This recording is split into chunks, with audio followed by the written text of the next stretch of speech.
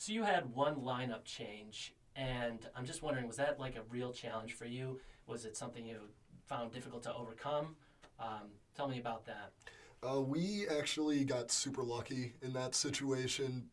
We had just been booked for this show in Rochester, and we were getting ready to go out, and I was at work, and I go on a break. I look at my phone in the group chat, and there's our first bassist sending us this long message saying he was quitting the band. He'd been kind of distant for the past few weeks, and so my mind's like racing at this point, and I'm like, who? And then I remembered Tim. Tim had filled in for our first bassist at another show, and so I knew he knew pretty much how our set went. So I called him, woke him up. Day of this show. Yeah, it was his one day off that week, I think. And I called him, woke him up, and I'm like, Tim, I got a really big favor to ask you. Bassist just quit 45 minutes ago, and we have a show in Rochester tonight. Can you fill in again? And he very groggily was like, yeah, sure. It was a fun day because I had been sick for weeks. Like I was sick with some kind of awful cold. So I was just bottles and bottles of Dayquil, and loopy. Yeah. So I was like, all right, I need to like take a nap. So I like fell asleep after work one day, and like I woke up and I had a missed call from him, and I'm like, oh well, this can't be good. Like Jesse's calling me. Like, why is Jesse calling me? And so I call him back. I'm like, what's up? He's like, you just quit. Is there any way you can manage to play the show? I'm like, yeah, I can do that. And so I like grab my bottle of Dayquil and Gatorade and drive here, and luckily I remembered everything, but it's a haze. I think we asked you to join the band on the way to that show, or We maybe asked, on the way we home. asked him in Jordan's driveway when we got there. Yeah. And that show's in Rochester, too, so it was like a whole day trip that we had to make out to Rochester, and Tim was like, I'll go to Rochester, I guess. Tim really came in strong with that one. Still don't remember it very well. No one does. There was 10 people at the venue. We probably could have dropped the show and no one would have cared, but yeah. Tim saved us from having to do that. We had just started playing shows regularly at that point, so we were basically at that point we were just like, let's just play any show that gets offered to us and not worry about the consequences. And so yeah, we drove our rickety Chevy Astro to 99 Chevy Astro. 99 Chevy Astro to Rochester and back. Yeah. Cool. I don't know. What else? I'm trying to think. Any of you guys puke at a show? I threw up before the last Dead End show, but that was the last band I was in, so it doesn't count. I got hit in the face. Why do you with ask a microphone. that? Because I've thrown up at a show. No, happens, it's a common thing. What I do is, because of that, because usually for some reason it's always vocalists puking on stage, so what I do is I don't eat starting like 6 hours before a show. Like today, because I knew we were doing this, I had lunch at 12:30 and I haven't eaten anything since. Oh, geez. Because of that. Let's get some Like, food in you. just extra precautions. Yeah. I just don't want to have nightmares about it for the rest of my life. So I just, I got hit in the face with a microphone. How did that happen? We can't take him anywhere. Yeah. Yes, Oh the yeah. moral of the Something story. He's bad accident happens. prone. Yeah, something bad happens to him every time we play an out of town show, basically. Well, let's see. Carbondale. We got wrecked. We were like, it was just like so, just I don't know how to describe the situation in Carbondale. Like we were just. I can describe it. I was just like setting up my equipment, and like before this, actually during this hardcore band, I can't remember their name, that was playing. This guy was moshing and like did this kick right in front of me and just nailed me right in the balls. What? Yeah. Just mule kick moshing. It was awful. It hurt so bad. Dude never said anything to me about it. I think he was embarrassed. And then we were setting up our equipment, and then I tripped over some cable, and it's just flat on the stage. I just ate it so hard. This wasn't the worst luck all day, because on the way down, it was raining. Like, you couldn't see the monsoons. Yeah, Couldn't it see was a literal monsoon that day. Monsoon season in We lost a Pennsylvania. windshield wiper. But yeah, that's not the bad part. So we're in the monsoon, you can't see already, and my wipers are going crazy because it's raining so hard. And don't you know, they just fly, one of them flies off. Oh, the Poconos. So I'm like this, like Ace Ventura, trying to see through the freaking monsoon, and we don't know where we're at. I've never been to this crazy town before. We're trying to GPS the nearest parts place, and it was just a mess. Yeah. Where was this? Carbondale. The middle of the Poconos. The Poconos. Yeah, we had to stop it. It was like Dixon City, which is like the next town over. It's near like Scranton. The only great thing about that trip was we could smoke in the hotel room. I think that would have been like the last straw if we hadn't have been able to smoke in the hotel Wait, room. can we talk about the Hotel's pizza great. guy, where the pizza guy came and we all hid in the bathroom because we thought it was the hotel manager And coming then to kick us you out? can clearly see us hiding through a window to the bathroom. The poor pizza guy is like 40 years old, which is like, if you're delivering pizza at 40, I'm sorry. But the poor guy like looks through the window at us like all half naked, hiding in the hotel bathroom, smoking cigarettes, like looking like Gollum in the Lord of the Under the Rings. toilet, like under the sink, just Yeah, it was bad.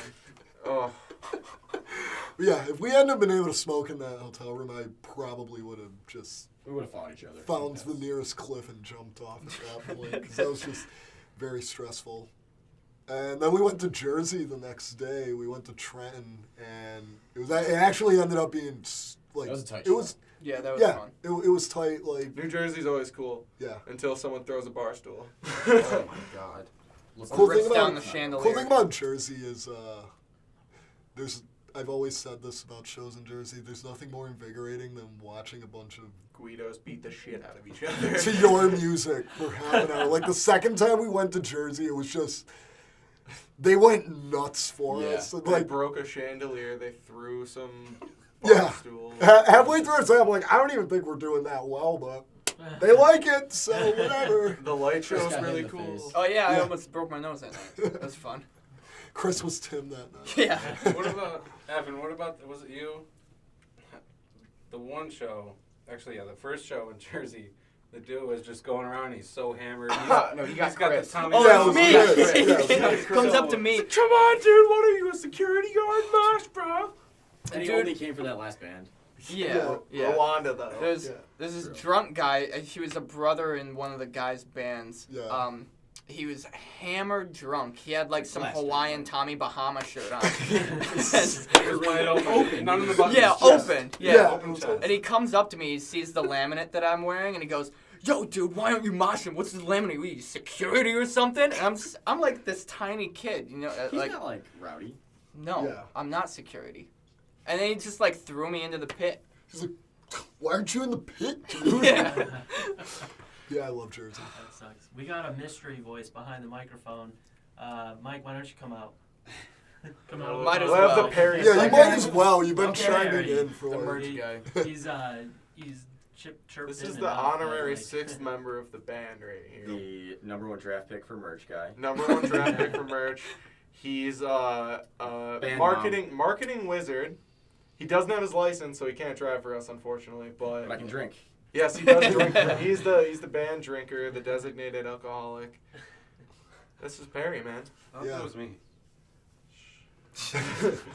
Basically, when they asked Evan to join the band, I live with Evan, so I started coming to practices, and then they were like, hey, do you want to do merch? And I was like, yeah. And then I did a couple shows, and then by the time I had done 4 or 5 shows, I knew all these guys personally, so I had to start acting as a band mom and manager when the guy running the show was like, okay, West Berlin, you're on in 5, and they're all out in the van smoking cigarettes. Jordan's got a 24-ounce natty daddy. I'm like, okay.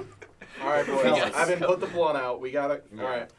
Yeah, but I mean, it helps to have. Put that jack It helps to down. have someone like, especially when we go out for these like, we've only ever gone out for like 3 or 4 shows at a time. But when you're out stuck in a vehicle with 6 guys, you know what I mean. You want someone you're close with. So Perry's a good friend for all of us.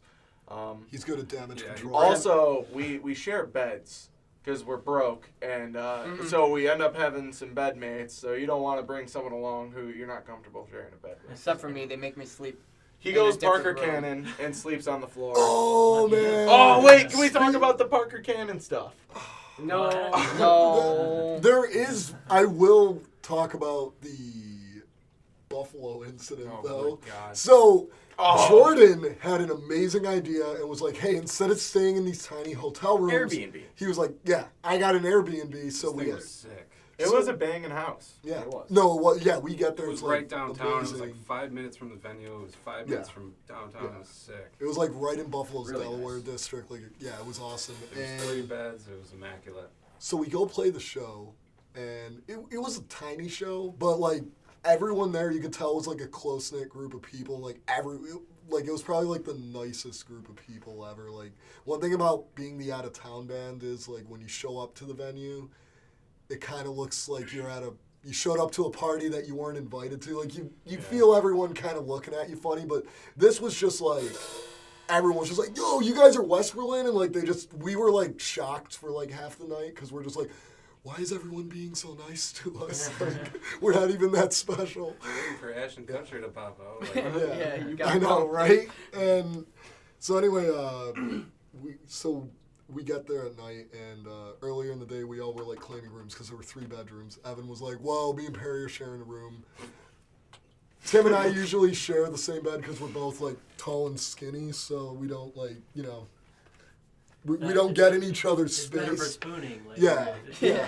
Well, it's just like we don't get Tim's in the each best for other's spooning way. regardless of your Yeah. size. Tim's just, And so Jordan Got that reach. ends up having to share a room with Chris. Chris is the worst snorer you Yeah. ever heard in your life. I thought they were joking. They were like, Yeah. you might want to get a head start and like go to Fall sleep asleep. early. Yeah. Chris snores so bad. I'm like, Yeah. Good Well- baby. I've been drinking all day. I'm falling asleep. about an hour later, I wasn't laughing because it was true, and so I was up, just listening to snoring and just going pretty insane.